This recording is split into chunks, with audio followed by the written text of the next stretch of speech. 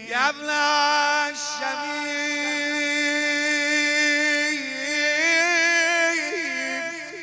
آخر چه شد انگشتر جز خاک و خون چیزی نماند از پیکر آن پیکری که جا به جایش زخم است رویش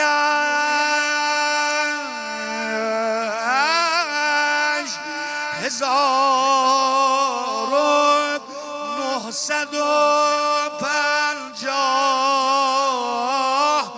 زخم است. ای حسین شمشیر رو شمشیر میزدن نیزه رو میزد در میآورد دوباره میزد